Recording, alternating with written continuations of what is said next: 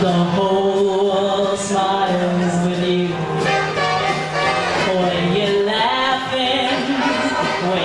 laughing, the sun comes shining through. But when you're crying, you bring on the rain, stop your sighing. Come on now, be happy again, 'cause when you're smiling, the whole world smiles with you.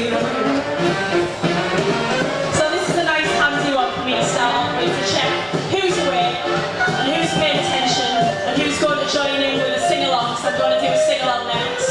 You already know the words to this one, so I've already sang them once. So when I come back in, I'd like people to have a little bit of joining, get into the spirit of things, because that's what you're here for.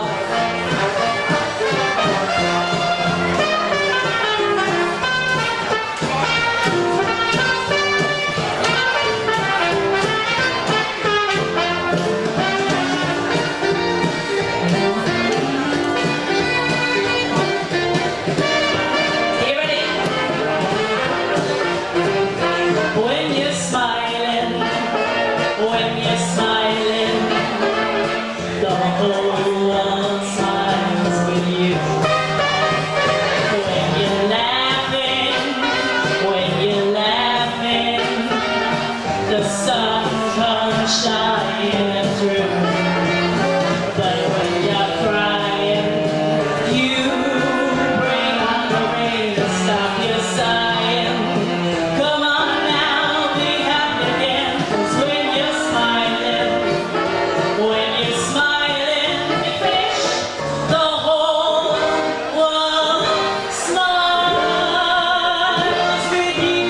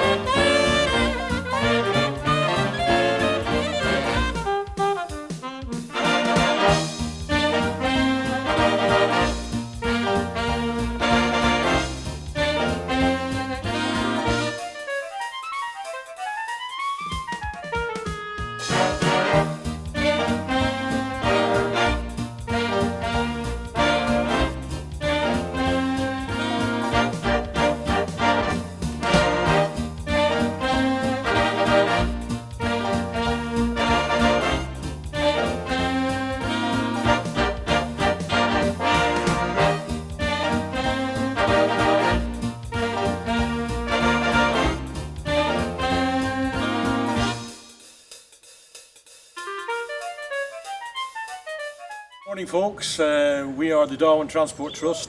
We are using this bus for a free transport from Padiham Centre to Gawthorpe Hall today, starting at 11 o'clock and going every hour until 4 o'clock.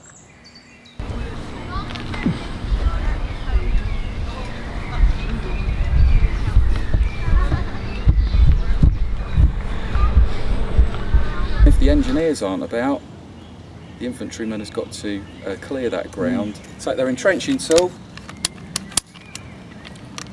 their spike bayonet for the rifle, fit it onto the entrenching tool handle, and what you've created there is a mine probe. What I'm portraying today is 1st Battalion South Lancs. That battalion, they fought at Dunkirk, they were evacuated at Dunkirk. They had held up the German army at the Battle of Newport, but obviously only for a very short time before they were moved to Dunkirk. And it had always been the intention that the 1st Battalion South Lancs would go back on D-Day. They would be one of those spearhead units in the first and second wave. An infantry soldier in the Second World War, British infantry, you'd be one of a 10-man section. Yeah. Okay, that's the smallest unit that you're in, and that is 70% of your firepower. So everybody in the section has got some responsibility towards that gun. And each of those men would be carrying or wearing all of that equipment that is laid out on the bed there. Afternoon. Good day to you. Where are you off to today, sir? I'm just taking a turn around the bounds, really. I've got to keep an eye on the little dog over there. He's our mascot.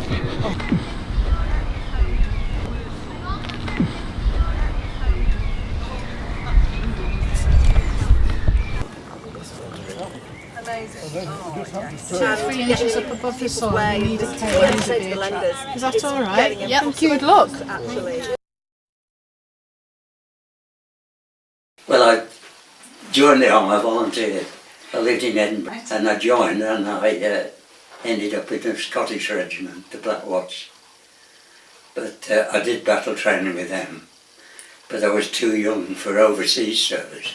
I don't think we really knew what it was all about, but it was just one of these things that was accepted, and you wanted to serve your country. And I finished training as a tank driver, went back to the Guards depot, and it was obvious then that something was happening, and it was obviously D-Day.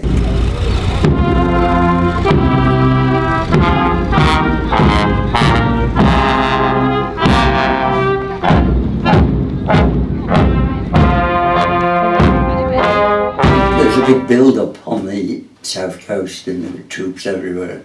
We got all together with a brigade, a tank brigade. We eventually took off for D-Day. But D-Day wasn't just one day, it went on for weeks. There was fighting on the beach for weeks in Normandy. Anyway, we were loaded onto tank landing craft. We started off in near Weymouth. The weather got really rough and a couple of the tanks broke loose. A lot of the lads were seasick, it was that rough. But we eventually got ashore, and very slow progress, but still very heavy fighting when we got there. Sword beaches where we landed. Very heavy fighting and shelling, and obviously it was a bit of chaos really. Anyway, we were just told to keep moving if we could, and we eventually made inland, and I think it was be about 5 or 10 miles when we got in, and we were ambushed. And we lost 11 tanks, 5 men in each tank. It was a big heavy loss. Anyway, we kept going and proceeded through France, going towards the city of Caen, but we were sent more north of it because they'd that heavily bombed Caen, they flattened it. A lot of civilians killed, and it was a terrible thing. And it was impossible to drive tanks through parts of the city for the rubble. So we had Canadians on one side and other regiments on the other. We were just part of a whole front. Anyway, we kept going through France. We bypassed Caen, but it was pretty heavy fighting. Through Belgium with resistance now and again. And then we were the first troops into Holland, which we were quite proud of. And as I say, the resistance got less and less. Then it got a bit heavier as we approached Germany and the Rhine. And we crossed the Rhine and just kept going. We ended up in Heligoland, the U-boat base, where the war ended.